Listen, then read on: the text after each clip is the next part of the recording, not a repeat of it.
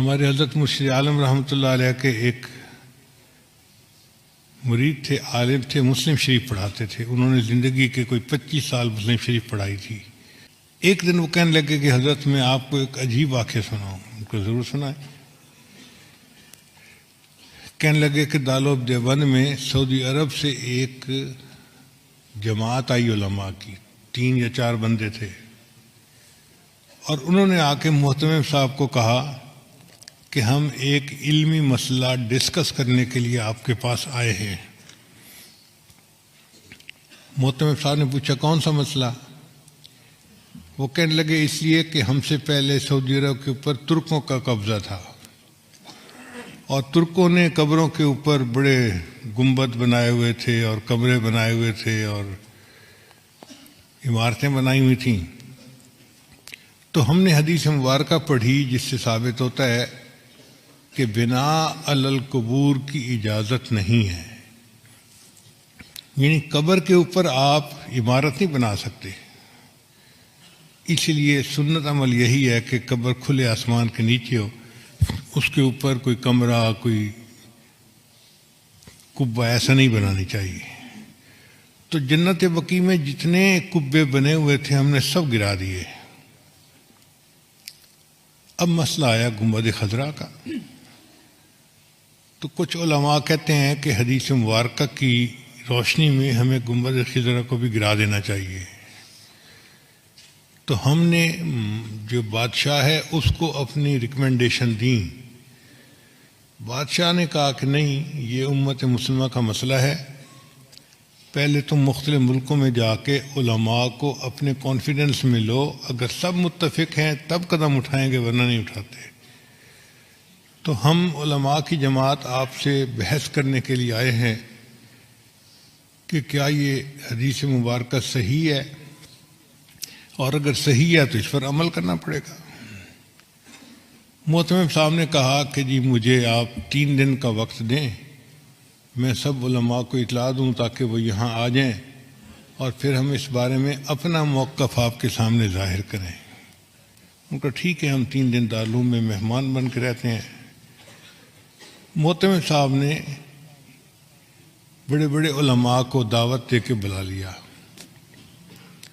وہ فرماتے ہیں کہ دارالعلوم دیوبند میں وہ دیکھنے والا وقت تھا، بڑے بڑے سب علماء، جید علماء ایک جگہ پر جمع تھے، جبال العلم سب ایک جگہ اکٹھے تھے. اور جو آخری رات تھی وہ تو پوری رات ہی علماء اس مسئلے پر آپس میں ڈسکس کرتے رہے، کتابیں پڑھتے رہے، اور کچھ لوگ روتے رہے، دعائیں مانگتے رہے کہ یا اللہ بہت نازک مسئلہ ہے، ہم سے اس کے کرنے میں کوئی کمی نہ رہ جائے، کوتاہی نہ ہو جائے. اگلا دن ہوا، عصر کی نماز کے بعد مجمع بیٹھا تھا، تو محتمم صاحب نے ان علماء کو کہا کہ جی آپ سب علماء کے سامنے اپنا موقف پیش کریں، پھر جواب ہم دیں گے. تو ان کے جو امیر تھے وہ کھڑے ہوئے اور انہوں نے بیان کیا کہ بخاری شریف کی یہ حدیث ہے، اور اس سے ثابت ہوتا ہے کہ بناء علی القبور کی اجازت نہیں ہے. تو ہم نے جنت بقیع کے اندر تو قبروں پر جتنی عمارتیں تھیں سب گرا دیں. اب مسئلہ ہے گنبد خضرا کا. تو ہم آپ لوگوں سے یہ پوچھنے آئے ہیں کہ بتائیں کیا اس حدیث کے اوپر آپ کو کوئی اعتراض ہے، کوئی جرح ہے کسی راوی کے اوپر، یا کوئی کمی کسی طرح کی بھی ہو، کوئی شغم ہو تو بتائیں. تو جب انہوں نے پوچھا تو تھوڑی دیر کے لیے سارا مجمع خاموش. کہیں کہیں سسکیوں کی آواز آتی، علماء کی آنکھوں سے آنسو جاری رہے، اور وہ رو رہے تھے کہ اللہ ہم سے جواب دے دے، میں کوئی کوتاہی نہ ہو جائے. اور کوئی جرات نہیں کر رہا تھا اس کے جواب دینے کی. اتنے میں حضرت اقدس تھانوی رحمۃ اللہ علیہ کھڑے ہوئے، اور حضرت نے فرمایا کھڑے ہو کر، الحمدللہ اللہ نے اس مسئلے میں مجھے شرح صدر عطا فرما دی ہے.